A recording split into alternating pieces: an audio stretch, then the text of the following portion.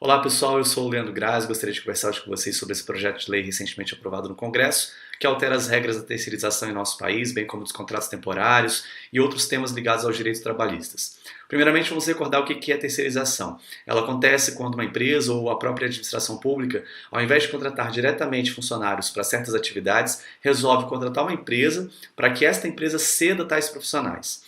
Bom, a legislação até então vigente no país autorizava a terceirização somente para as atividades meio, mas não para as atividades fim. O que significa isso? Suponhamos que uma empresa de engenharia decida terceirizar os seus trabalhadores. Poderá fazê-lo somente com o pessoal da limpeza, da segurança e outras tarefas que não são atividade fim, mas são atividade meio. Por exemplo, atividade de suporte ao que os engenheiros fazem. Esses sim são da atividade fim da empresa. Então a empresa de engenharia não pode terceirizar os seus próprios engenheiros. A mesma coisa na administração pública. Uma secretaria de educação de um município não pode terceirizar os seus professores, porque os professores são de atividade fim. E poderia então terceirizar o pessoal que faz manutenção das impressoras das escolas, porque isso é tarefa, é atividade meio. Muito bem, o que muda com a nova lei?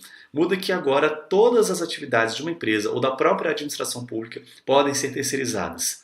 Isso tem implicações muito importantes no mercado de trabalho, na relação entre empregadores e empregados e principalmente na própria estrutura do Estado, uma vez que um município, um estado e o próprio governo federal não tem mais a obrigatoriedade de fazer concurso público para as atividades fim.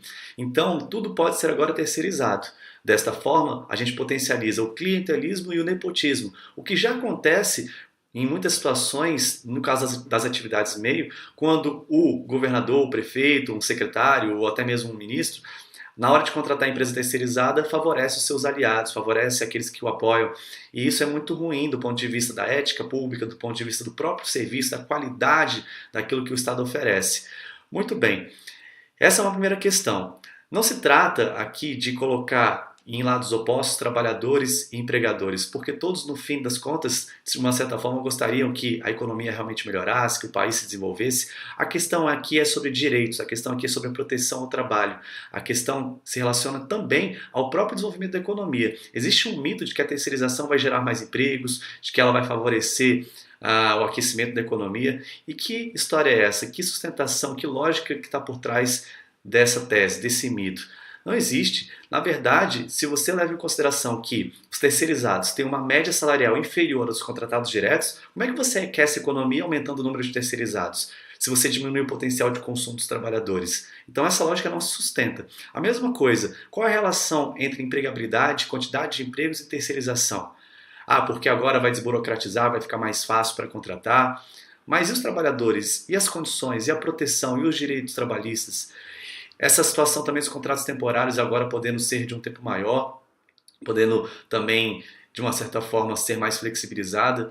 Tudo isso, pessoal, é importante de ser debatido, de ser pensado e analisado, porque tem implicações nas condições de trabalho, tem implicações na própria situação de vida dos trabalhadores. Então, a gente está aqui numa situação muito difícil. Por quê? Porque o Congresso está aprovando coisas tão importantes sem debater com a sociedade. Esse projeto que foi lá na Câmara aprovado é de 1998.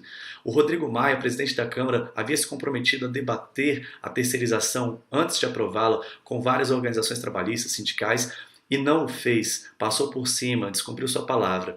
Mais um golpe desse Congresso na sociedade brasileira, infringindo, passando por cima dos nossos direitos, não discutindo conosco o que é muito importante para a nossa vida, para o nosso futuro.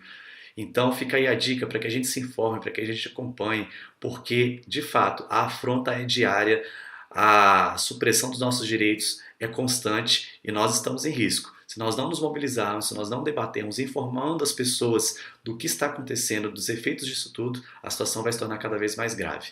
Então fica aí a dica e obrigado pela atenção de todos. Nos vemos numa próxima oportunidade. Um abraço.